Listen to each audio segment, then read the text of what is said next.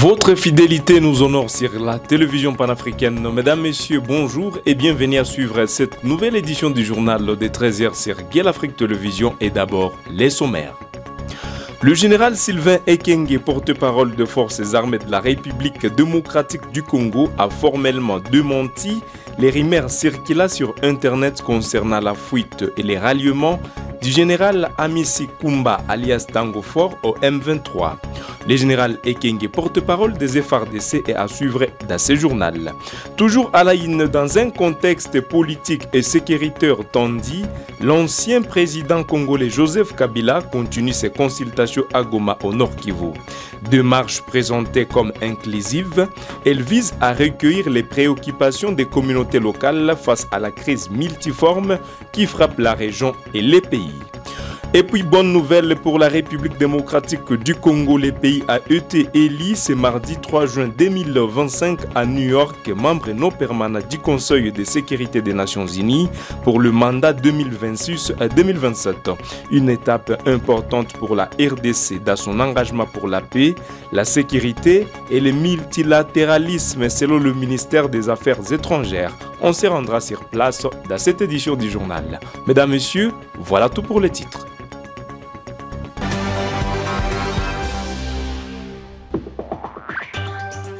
Ouvrons ce journal dans la capitale congolaise. Le général Sylvain Ekenge, porte-parole des forces armées de la République démocratique du Congo, a formellement démenti le rumeur circulant sur Internet concernant la fuite et les ralliements du général Amissi Kumba alias Tango Fort au M23. Cette information est donc qualifiée de fausse. Il est dans ses propos recueillis pour vous par votre rédaction. Des dollars concernant la rente des militaires engagés au front. Ah, il a fait aujourd'hui.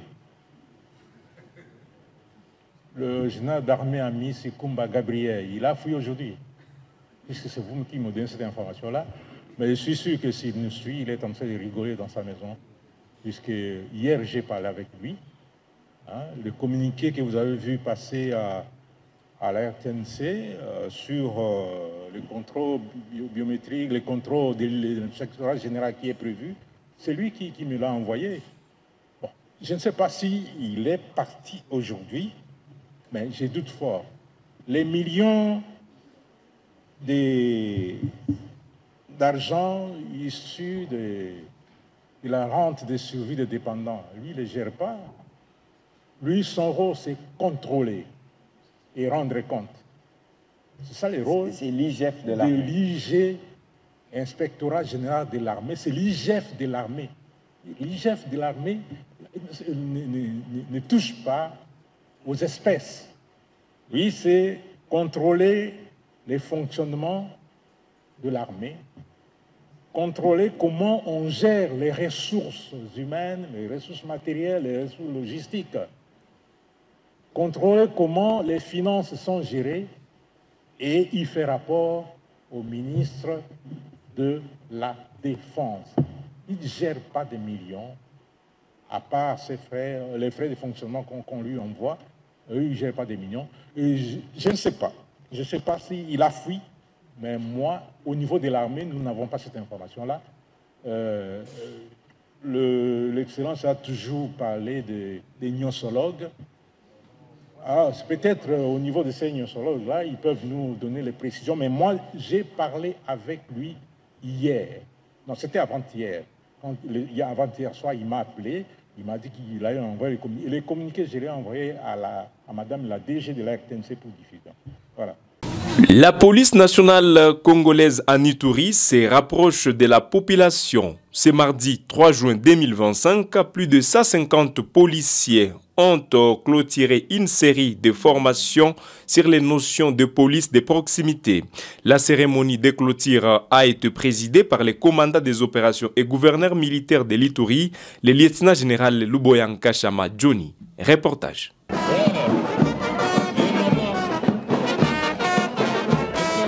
Ces défilés imposants marquent la fin de la formation de plus de 150 policiers qui viennent d'être outillés pendant 6 mois sur les notions relatives à la police de proximité. Et c'est dans le cadre de la réforme des hommes en uniforme.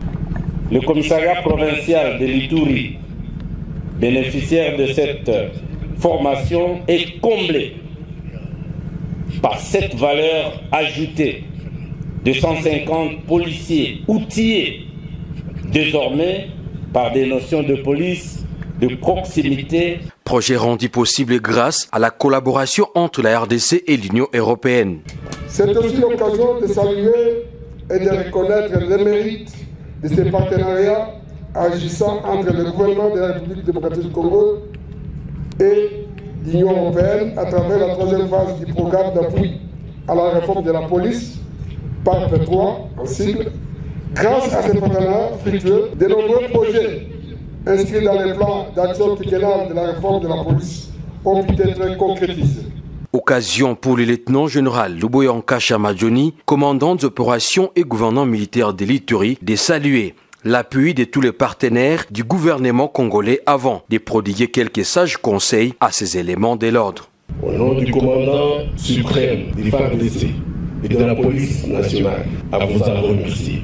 Que ce soit l'Union européenne, toutes les fois que nous posons des problèmes, nous avons une solution. Pour protéger la population d'Abisso, avant, tant que nous avons qui nous avons police ou gendarmerie. Police de proximité et police de proximité et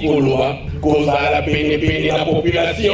À ce stade, le professionnalisme de ces policiers est donc vivement recommandé pour renforcer les efforts de la sécurité aux côtés des FRDC dans les coins et recoins de l'Ituri en vue de consolider les acquis de paix chèrement acquis dans cette province sous état de siège. À présent, parlons justice dans cette édition du journal.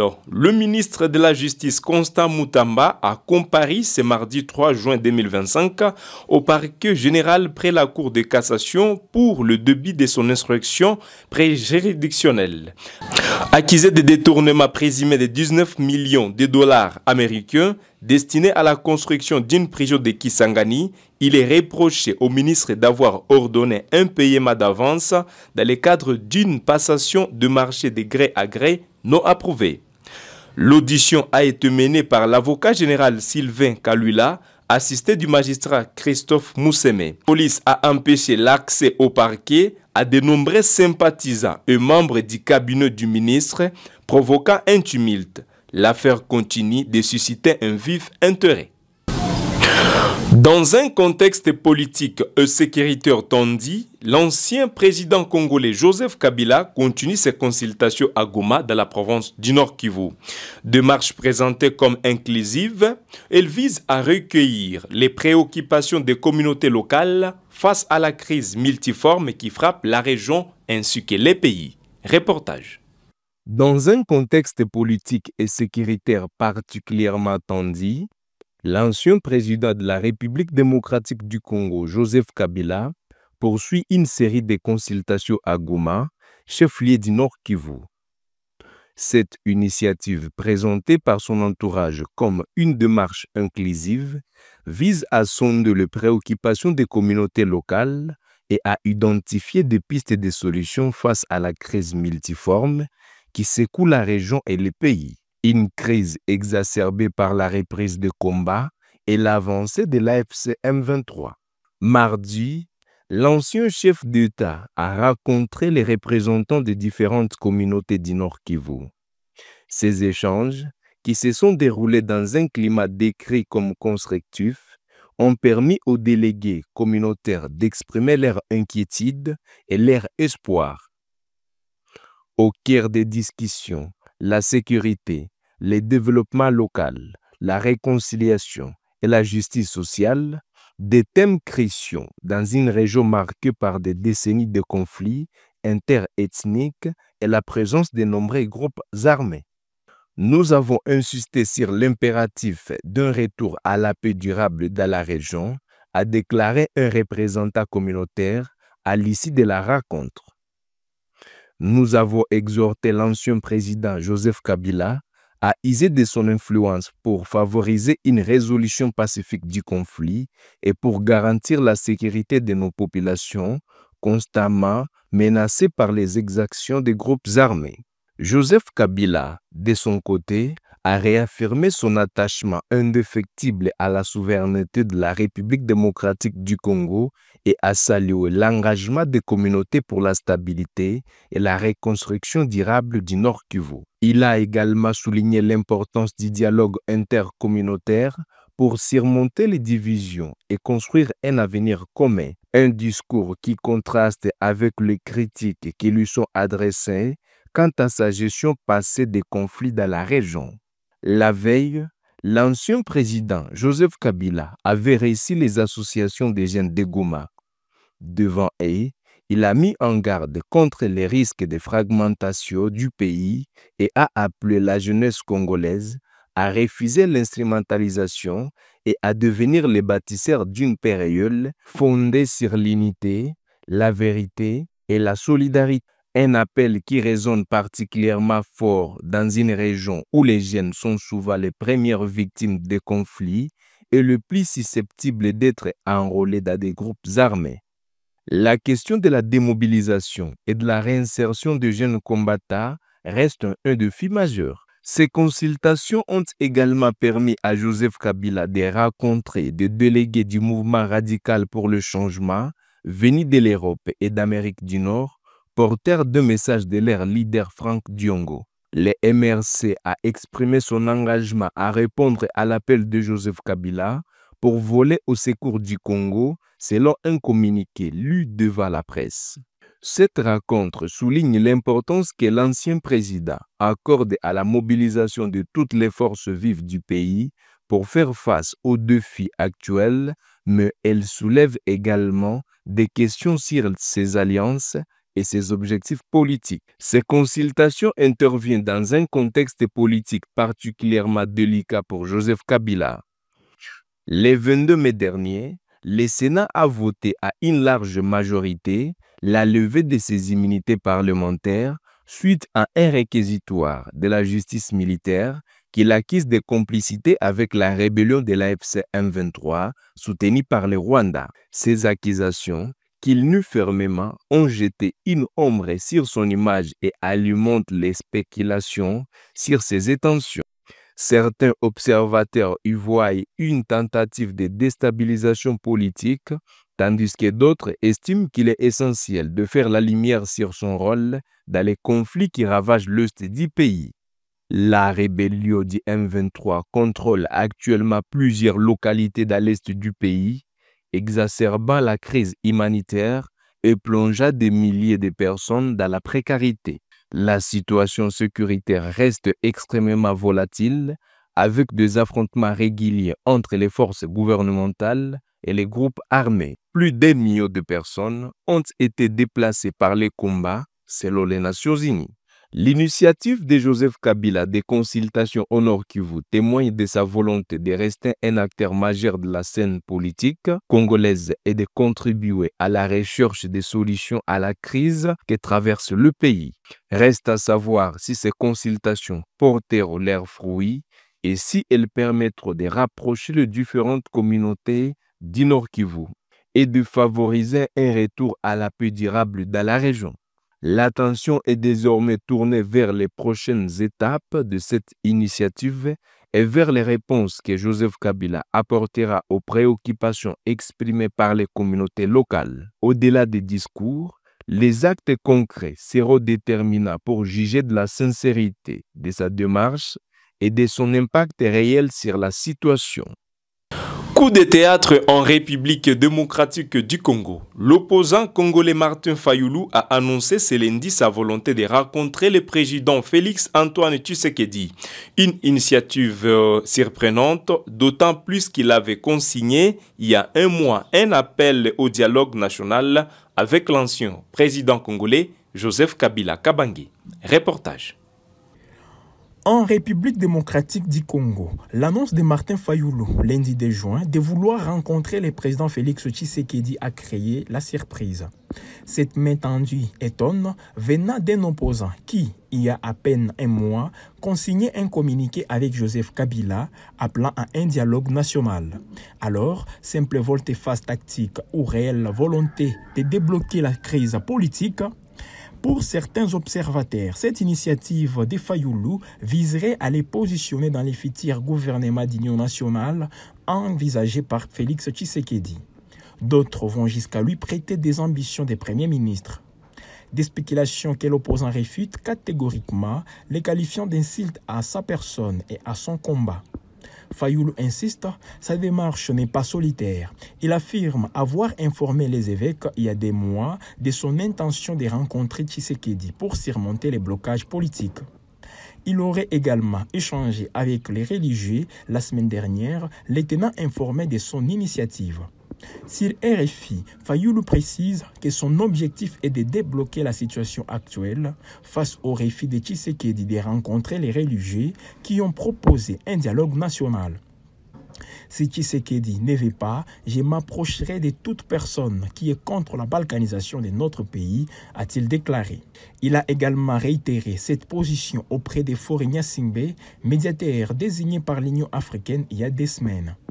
Du côté de la présidence, l'équipe de Félix Tshisekedi a été surprise par cette main tendue. Selon des sources proches du chef de l'État, une rencontre entre les deux hommes pourrait avoir lieu d'ici une semaine. Certains à la présidence seraient même favorables à ce que Tshisekedi se déplace chez Fayulu, estimant que cette initiative pourrait élargir les blocs anti-Kabila.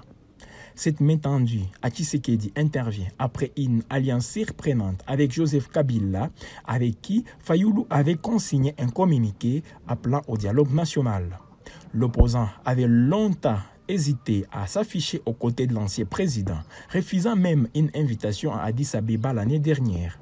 Finalement, les deux hommes se sont mis d'accord pour signer un communiqué commun aux côtés de Moïse Katumbi et d'Élysée Sanga. Pour Kabila, cette signature visait à donner une image d'inclusivité à la démarche anti-Tshisekedi. Fayulu, quant à lui, explique avoir signé les documents en raison de son opposition au deal minier en négociation entre Kinshasa et Washington, qu'il qualifie de projet de bradage des ressources minières congolaises. Depuis cette signature, aucun contact direct n'a eu lieu entre Fayulu et Kabila. Le camp Fayulu a eu l'impression que Kabila et Katumbi avaient déjà un plan établi. Sans tenir compte de ses préoccupations, Fayulu affirme ne plus avoir été tenu informé des déplacements de Kabila à Goma et Kigali.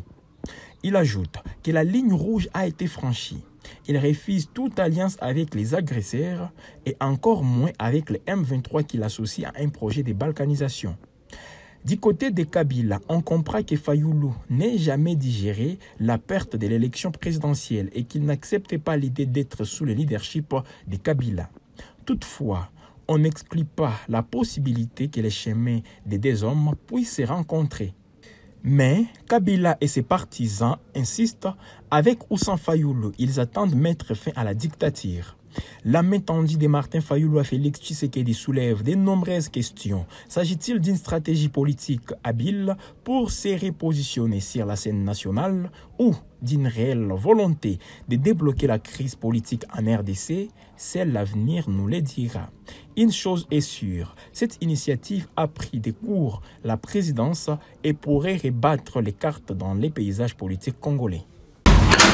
L'Union européenne exprime sa vive préoccupation face à la détérioration de la situation humanitaire dans les provinces du Nord Kivu et du Sud Kivu en République démocratique du Congo.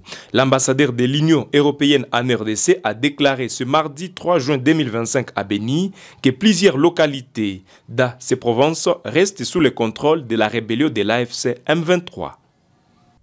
L'Union européenne a exprimé sa profonde inquiétude face à la détérioration de la situation humanitaire dans les provinces du Nord et Sud Kivu, où l'AFC M23 contrôle encore plusieurs localités. L'ambassadeur de l'Union européenne en République démocratique du Congo, Nicolas Berlanga, a fait cette déclaration le mardi 3 juin à Beni, chef-lieu provisoire de la province du Nord Kivu. Accompagné des 9 ambassadeurs européens accrédités à Kinshasa, Nicolas Berlanga a mené une mission conjointe de quelques heures. Cette visite visait à lancer 2 projets financés par l'Union européenne, axés sur le renforcement de la paix, de la résilience et de la cohésion sociale à Ituri et au Nord Kivu. Avant son retour à Kinshasa, l'ambassadeur Berlanga a souligné l'importance d'intégrer la dimension humanitaire dans toutes les discussions de paix concernant l'Est de la RDC. Nous sommes très préoccupés et plaidons constamment pour que les questions humanitaires soient incluses dans les négociations de paix en cours, a-t-il déclaré. Nous suivons de près la situation humanitaire et, suite au retrait de l'USAID, l'Union européenne a dû intensifier ses efforts pour continuer à contribuer, bien que cela ne suffise pas à couvrir tous les besoins. L'Union européenne investit actuellement plus de 5 millions d'euros pour répondre aux besoins humanitaires en RDC. L'Union européenne surveille attentivement les discussions et dialogues en cours pour établir la paix en RDC, avec une vision à long terme.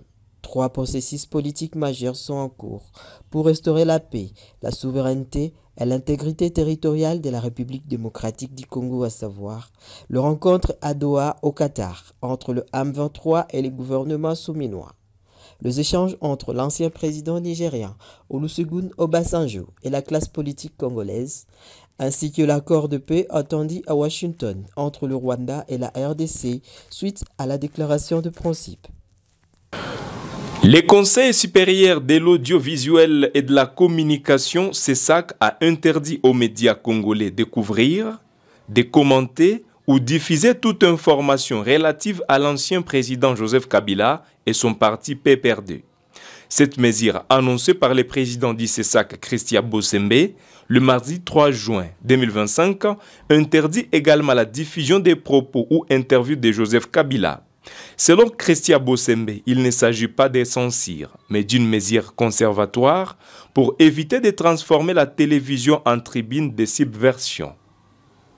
Cette interdiction intervient peu après la levée de l'immunité parlementaire de Joseph Kabila par le Sénat le 22 mai, ouvrant la voie à des poursuites judiciaires pour crimes de guerre et complicité avec la rébellion de l'AFC M23. Le conseil d'administration du groupe de la Banque mondiale vient d'approuver un financement de plus de 1,4 milliard de dollars américains pour 4 projets en République démocratique du Congo. Ces fonds seront alloués au renforcement de la résilience climatique, à l'amélioration de la gouvernance, au développement des infrastructures de transport et au soutien aux communautés avoisinant les futurs projets hydroélectriques Inga 3. Coup de pouce massif pour la République démocratique du Congo. La Banque mondiale vient d'annoncer un investissement colossal, près d'1,5 million de dollars pour 4 projets cruciaux. L'objectif, améliorer concrètement la vie des Congolais. Des 100 millions de dollars seront consacrés à la lutte contre les inondations à Kinshasa et Kalemi. Près de 3 millions d'habitants seront concernés. Un soutien budgétaire de 600 millions de dollars est prévu pour renforcer la gouvernance, lutter contre la corruption et améliorer la gestion de finances publiques. L'énergie est également au cœur de ces projets. L'enclavement est un frein au développement. 440 millions de dollars vont permettre de bitumer des 100 km de route et de construire un pont stratégique de 700 mètres sur le fleuve Lualaba. Un pont vital pour relier l'Est et l'Ouest du pays. Enfin, 250 millions de dollars seront alloués à la première phase du projet Inga 3. Un projet ambitieux qui vise à améliorer les conditions de vie de plus d'1 million de personnes dans le Congo central. Avec un portefeuille de plus de 7 milliards de dollars, la Banque mondiale affiche clairement ses ambitions pour la RDC. Reste à savoir comment ces projets se traduiront concrètement sur le terrain. Bonne nouvelle pour la République démocratique du Congo. Le pays a été élu ce mardi 3 juin 2025 à New York, membre non permanent du Conseil de sécurité des Nations Unies pour le mandat 2026-2027. Une étape importante pour la RDC dans son engagement pour la paix, la sécurité et le multilatéralisme selon le ministre des Affaires étrangères. Reportage. La République démocratique du Congo a été élue ce mardi membre non permanent du Conseil de sécurité des Nations Unies pour la période 2026 à 2027. Une victoire diplomatique qui place Kinshasa au centre des discussions sur la paix et la sécurité internationale. Selon les ministères des Affaires étrangères, cette élection représente une reconnaissance de l'engagement constant de la RDC en faveur de la paix, de la sécurité régionale et du multilatéralisme. Le pays ambitionne de jouer un rôle moteur dans les débats sur les défis sécuritaires africains et de promouvoir une réforme multilatérale en privilégiant le dialogue, la solidarité et la responsabilité partagée. Siéger au Conseil de sécurité permettra à la RDC de porter la voix de l'Afrique, ses aspirations et ses solutions au cœur des enjeux mondiaux, avait déclaré le chef de l'État Félix Tshisekedi le 31 mai dernier, soulignant l'importance de cette opportunité. Le président avait également mis en avant les atouts considérables de la RDC, la positionnant comme un acteur incontournable sur la scène internationale. La République démocratique du Congo n'est pas seulement un vaste territoire au cœur du continent, il est un carrefour d'espoir, une mosaïque de jeunesse créative et le deuxième poumon écologique de la planète. Nos forêts capturent le carbone du monde, nos eaux irriguent 9 pays, nos minéraux stratégiques, cobalt, cuivre, coltan, lithium, germanium et terres rares alimentent la transition énergétique globale. Notre résilience, forgée dans l'épreuve, inspire les bâtisseurs de la paix. Cette élection n'est pas une première pour la RDC, qui a déjà occupé un siège au Conseil de sécurité à 2 reprises. Entre 1982 et 1983 et 1990 et 1991. Fort de cette expérience passée, le pays a tant pesé de tout son poids pour contribuer à la résolution des crises et à la promotion d'un monde plus juste et plus sûr. Et c'est avec cette information concernant la diplomatie que nous mettons fin à cette édition du journal de 13h sur votre média panafricain. Mesdames, Messieurs, nous vous disons merci de nous avoir choisis pour vous mettre au parfum de l'actualité. Bonne suite des programmes sur votre média.